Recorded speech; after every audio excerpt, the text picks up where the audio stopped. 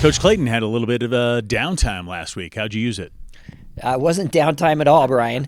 The guys would definitely disagree with that assessment. We had, I think, the hardest week of training this program has ever had outside of a training trip last week. The guys, we just did not let off the gas and just pushed harder and harder all through the week.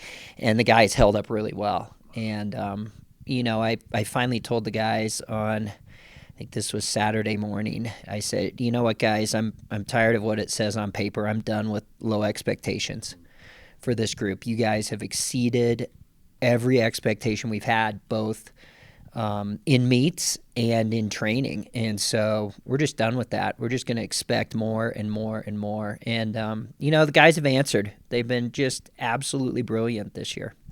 What's it take? You head up to Wyoming, and if there's a rivalry in swimming, this might be the biggest one for Air Force. You could say otherwise, but what's it take to beat the Cowboys? Yeah, it total team effort.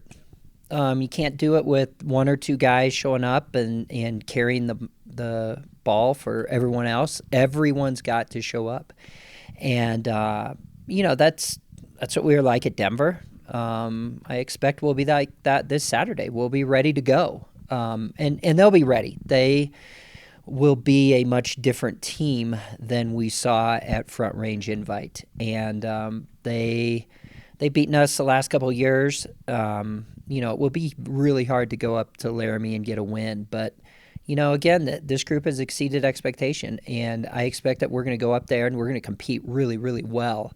And hopefully it goes our way, and hopefully we win those close races, because there will be a lot of close races this weekend in Laramie. But and Wyoming is always tough. They are always tough, and so it's never an easy meet with those guys, which is great. I mean, it's exciting this year that we're so competitive, and all of our meets have been exciting, close, tough meets. And, we were a little short at Denver, but hopefully we can come out on top up in Laramie. We talked in years past, and you talk about, especially in swimming, it's not necessarily about winning every meet throughout the year. It's about where are we at the midseason, which is a little over 3 weeks away now, and where are we mostly at the end of the year. So how important is it to continue to win meets and to get good results?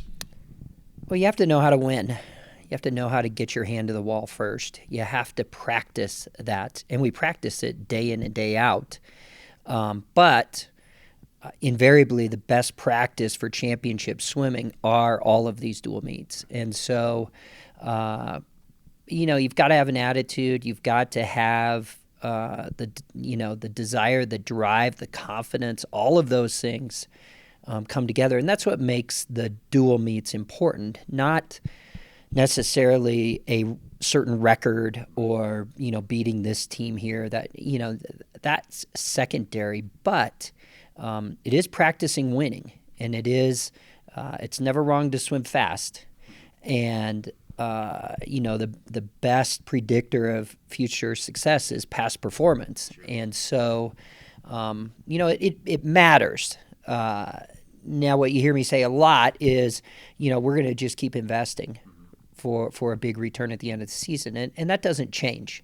So our times, may or may not be on, on target or whatever, and we may run into different teams during the year that are at different stages of investing and resting and withdrawal and all that kind of stuff.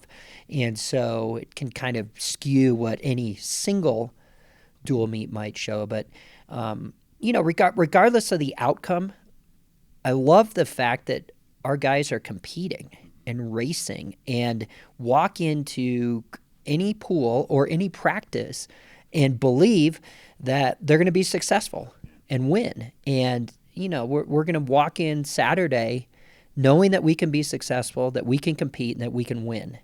And regardless of the outcome, that's how we will continue to approach it and continue to get ready for the end of the year.